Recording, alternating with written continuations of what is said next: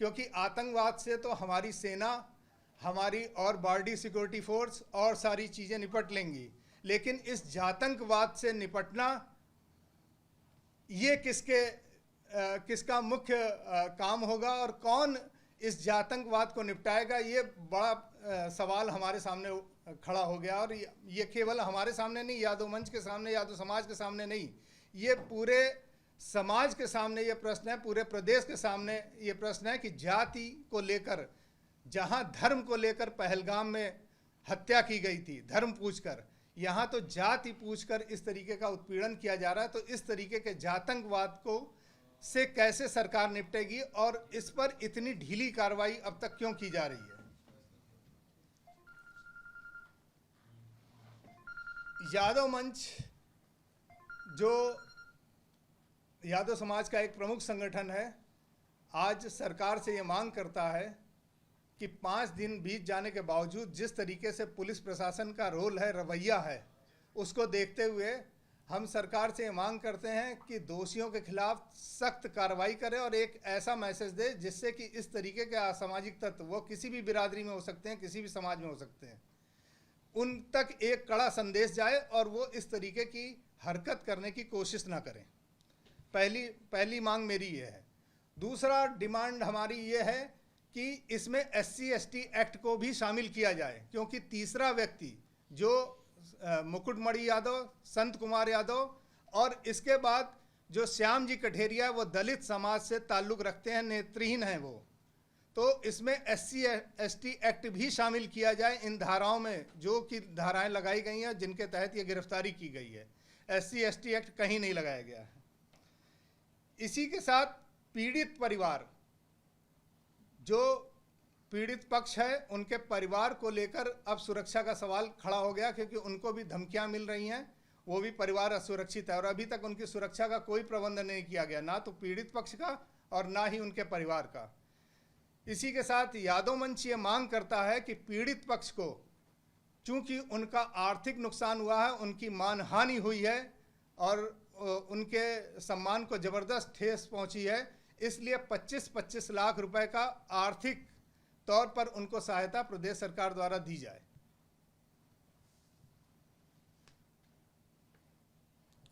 लेकिन जो कार्रवाई हम लोग देख रहे हैं 5 दिन बीत जाने के बावजूद, अभी तक जिस तरीके की कार्रवाई की जा रही है, अगर इसी तरीके की कार्रवाई चलती रही और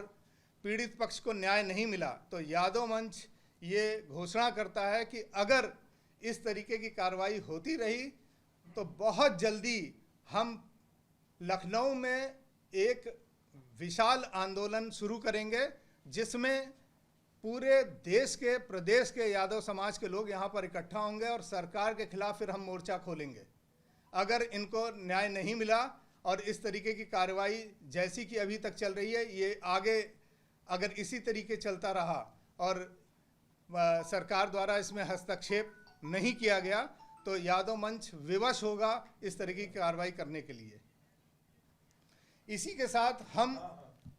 ब्राह्मण समाज, यादव समाज और लगभग सभी समाज के जो सामाजिक संगठन हैं, सामाजिक नेता, उनसे एक अपील करते हैं कि प्रबुद्ध जन आगे आएं और ये जो एक जातीय तनाव पैदा करने की कोशिश की जा रही है, जिसकी पुष्टि स्वयं मुख्यमंत्री ने भी कर दी कि इस तरीके की घटनाओं से प्रदेश में जातीय तनाव बढ़ रहा है, इसको रोकने के लिए ये सामाजिक नेता आगे आएं और इस जातीय तनाव को खत्म करने की कोशिश करें, क्योंकि इससे ना किसी व्यक्ति का भला है, ना किसी जाति का भला है, ना प्रदेश का भला है और ना समाज का भला है। तो मेरी ये मांग है कि सभी समाज के लोग, सभी समाज के प्रबुद्ध जन, सभी सामाजिक संगठन और सभी सामाजिक नेता आगे आकर इसमें इस जातीय तनाव को रोकने में अपना योगदान दें। इसी के साथ यादव मंच उन सभी राजनीतिक नेताओं, राजनीतिक संगठनों, सामाजिक नेताओं, सामाजिक संगठनों को धन्यवाद देना चाहता है और उनका आभार प्रकट करता है कि जिन्होंने इस संकट की घड़ी में यादव समाज के खिलाफ जो ये अन्यायपूर्ण कार्रवाई की गई, इसके सपोर्ट में वो हमारे साथ खड़े हुए। इसमें प्रमुख रूप से मैं समाजवादी पार्टी के राष्ट्रीय अध्यक्ष अखिलेश यादव, राष्ट्रीय जनता दल के नेता तेजस्वी यादव, आज़ाद समाज पार्टी के नेता चंद्रशेखर जी, इसी के साथ स्वामी प्रसाद मौर्य जी और कई अन्य नेता जो भी यादव समाज के सपोर्ट में इस समय सामने आए हैं और यादव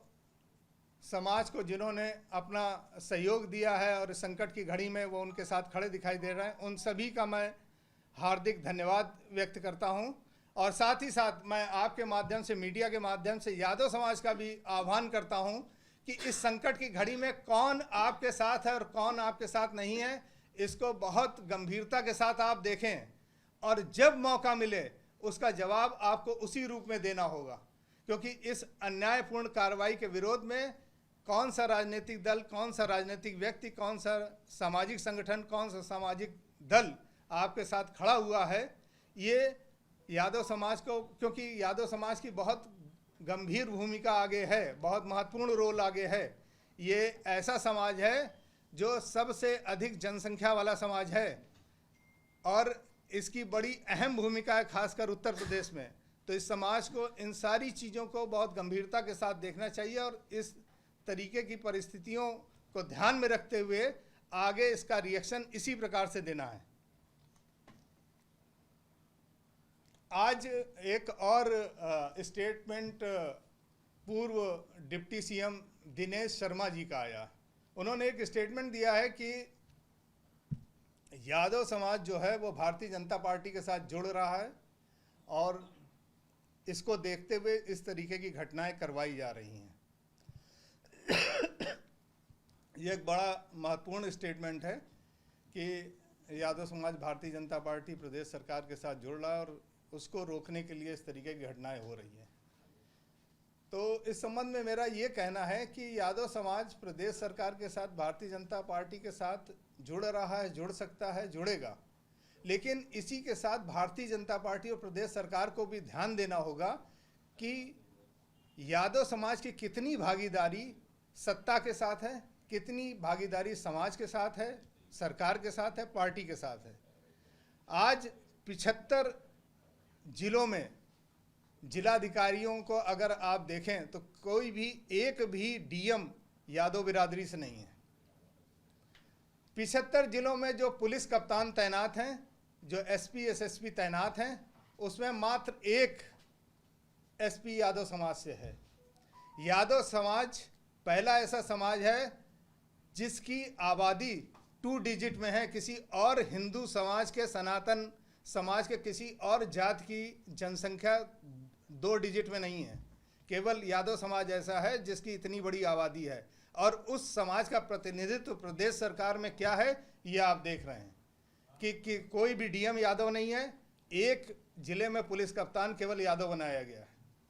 इसी के साथ जो प्रमुख विभाग हैं उनमें से किसी भी विभाग का विभागाध्यक्ष यादव नहीं है और यही स्थिति नीचे तक आ रही है। तो इस तरीके की स्थिति अगर होगी यादव समाज की, तो किस तरीके से वो भारतीय जनता पार्टी से जुड़ेगा, किस तरीके से वो प्रदेश सरकार में जुड़ेगा। मैं दिनेश शर्मा जी के इस वक्तव्य पर एक सुझाव देना चाहता हूं कि अगर वो यादव समाज को अपने साथ जोड़ना ही चाहते हैं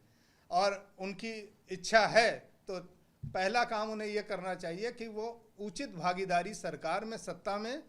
दें। निश्चित तौर पर यादव समाज आपके साथ जुड़ सकता है। बहुत बहुत धन्यवाद।